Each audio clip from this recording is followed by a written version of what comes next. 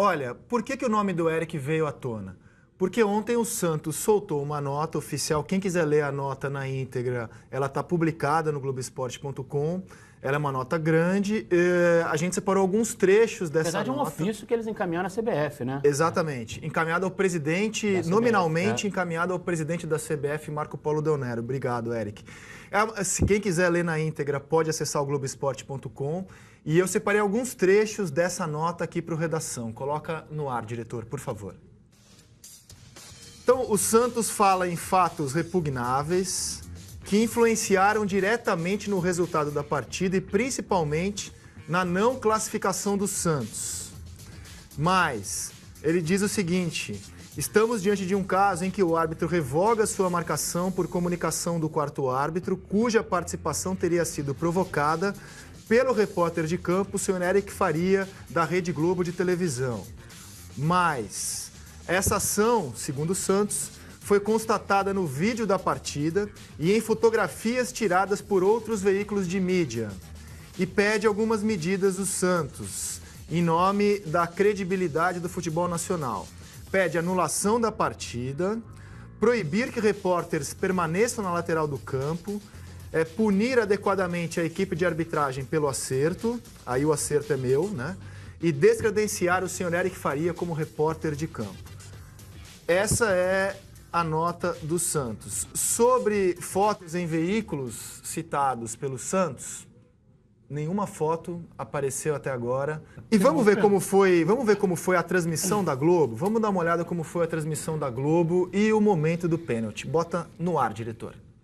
O jogo é corrido, é movimentado. Lucas Lima, linda bola pro Bruno Henrique. Limpou, caiu, Voaden, vai marcar pênalti de Hever em Bruno Henrique. É pênalti pro Santos. Voaden esperou um pouquinho, tive essa sensação. Jogadores do Santos agora querem punição pro Hever. O lance é esse. Para variar, uma bola perfeita do Lucas Lima. E a chegada do Hever para análise do Leonardo da Silva. O Hever tira somente a bola. Ah lá, o desarme é legal, ele tira a bola e depois tem um contato de jogo, até pela velocidade do atacante do Santos. A gente vê que a posição aí é legal, né? Por isso o Voaden demorou tanto. Ele ficou em dúvida. O Voaden chamou o quarto árbitro aqui. O Voaden. Importante, chamado o quarto árbitro. Eu acho que ele não vai dar o pênalti, não. Vejam só, até para o pessoal que está em casa, nesses jogos da Copa do Brasil, não tem os adicionais atrás do gol. Nessa hora eles fazem falta, porque eles veem a jogada por trás, num ângulo diferente do árbitro central. Ele está falando pessoalmente, ele tem a comunicação, né? O Dr. Tanuri está ali fazendo pressão.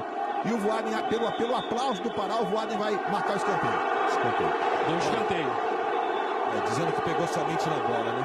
Quarto árbitro, então, foi o responsável pela mesma visão que você teve, Léo Garcia. Olha, o Flávio Souza, né? Flávio Souza, que é de São Paulo, quarto árbitro também, muito experiente, né? E tá aí, ó, tocando somente a bola, mandando, e posteriormente tá aí, tem contato físico, mas provocado pela velocidade do atacante do Santos, que tá indo em direção à bola. Até ele é que joga um pouco a perna para ter esse contato. Não houve penalidade. Para mim, a decisão da arbitragem é completamente correta.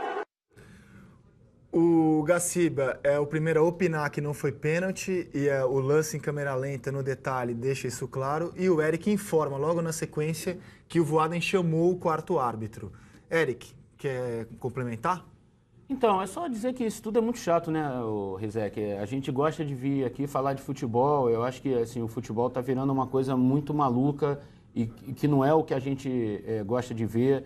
Eu estou aqui hoje falando sobre uma acusação leviana, falsa, que está me dando um pouco de dor de cabeça em rede social. Eu já recebi um monte de ameaça de morte, que se eu for a Vila Belmiro eu vou sair no camburão do IML, vou tomar paulada, pedrada, enfim. Assim, mais do que o jornalista, tem um cidadão aqui, pai de família, pai de 2 filhos. Ontem, no meio da confusão toda, eu tenho um menino de 10 anos que ele me mandou um WhatsApp. Ele falou, tá tudo bem, pai, nesse rolo todo? Tá vindo para casa bem? Quer dizer, o moleque gosta de futebol, acompanha, tá vendo o que está acontecendo com o pai dele, enfim. E por quê? A troco de quê é isso, né? A gente fala tanto em não violência no futebol e um clube da grandeza do Santos não precisa disso, não precisa realmente, assim. A história do Santos é linda, é belíssima. está em outras competições, assim, sinceramente, desviar o foco de uma derrota, atribuir a uma acusação sem pé nem cabeça, assim, porque eu sequer me mexo no campo ali. Ali a gente tem uma posição que é determinada. Vamos mostrar, a gente tem a imagem de novo para mostrar. O Eric, ele está bem ao lado do quarto árbitro. Coloca no ar. Pode colocar, diretor. Diga, Eric. Então, eu sequer me mexo no campo de futebol ali. Eu me mexo no fim do jogo com um funcionário da CBF que me leva até a linha de fundo para poder fazer a entrevista no intervalo e no fim do jogo. O que o Flávio falou é realmente, assim, eu sequer tinha ouvido a voz do Flávio, eu não conhecia a voz lá onde eu... Ali, ó. Ali está o quarto árbitro, eu estou mais à direita ali. Tem um espaçozinho ali, um vão entre o banco e o primeiro camarote ali da Vila, a gente fica ali. Como eu volto a repetir, estávamos eu e o repórter da Fox, o Fernando Caetano, lado a lado. Ele estava até fazendo o jogo sozinho, às vezes ele se movimentava ali pelas áreas técnicas, porque ele precisava cobrir os dois bancos. Nós estávamos em dois, eu e o Renato Cury, então não houve nem essa necessidade. Dizer que não há diálogo, às vezes a gente, por exemplo, quantas vezes você já viu numa transmissão, eu vou consultar aqui o quarto árbitro para ver se o árbitro vai dar gol contra ou gol do atacante, aqueles lances. Para quem foi o cartão amarelo, tem uma dúvida. A gente vai ali, vem cá, foi cartão para quem? O gol foi contra, não foi? Mas nesse caso, nesse jogo especificamente, eu não dei nem boa noite, porque não houve nem casos de eu precisar consultar o quarto árbitro por alguma razão. Se foi gol contra, se foi cartão amarelo, vermelho, para quem foi e tal. Então, eu não troquei nem boa noite com o Flávio, assim. Eu realmente duvido, desafio, que mostre qualquer imagem que comprove que eu falei com o quarto árbitro, assim. Por isso que eu acho que é uma atitude feia do Santos, não precisava disso mesmo, assim. E de certa forma, me expôs a uma situação que, assim, agora eu não vou deixar de ir a jogo de futebol, trabalhar em jogo de futebol. Domingo eu estou escalado, eu vou à Arena do Corinthians fazer o Flamengo e Corinthians normalmente. Eu já estava escalado antes, vou fazer o jogo. Não tem por que eu me esconder, não tem por que eu ter medo de nada, eu não fiz nada. Vou de cabeça erguida fazer o jogo normalmente, entendeu? Então, assim, acusação de torcedor e tal, isso aí, o torcedor é muito passional também, acabou sendo movido por uma nota do Santos, o torcedor magoado porque perdeu, vê a diretoria acusar alguém, ela acaba comprando o discurso mesmo, porque ela também está magoada, então... isso passa, isso aí vai passar, mas é chato você ler que vai morrer, que vai tomar pedrada. O Eric não é o primeiro a sofrer isso. A repórter Karen Duarte sofreu uma situação semelhante com o Fluminense no ano passado.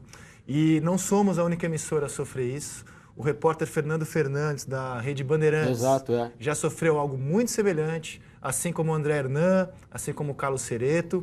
E o que eu lamento naquilo que eu considero uma atitude baixa de um clube que é gigante, que é o Santos Futebol Clube, é porque você coloca, de uma forma muito leviana, muito irresponsável, uma torcida contra um profissional de imprensa, cuja única camisa ali é da emissora para a qual ele trabalha.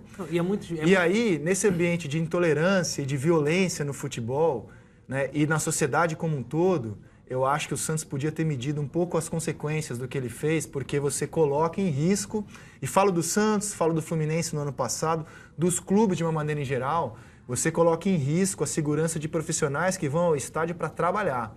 Então, infelizmente, na minha opinião, uma atitude baixa de um clube que é gigante. Diga lá, Marvel. É muito impressionante porque a gente vê assim, que as pessoas não sabem perder, né? Tem que atribuir a um único lance a eliminação de um jogo de 180 minutos. Você teve jogo na Ilha do Urubu, teve jogo na Vila Belmiro, e de repente um lance você consegue atribuir a um agente completamente externo, em que não há nenhuma evidência ali. Você consegue desviar toda a responsabilidade dos jogadores, do técnico, da diretoria e tal, para dar uma resposta à cobrança da torcida. É muito triste isso.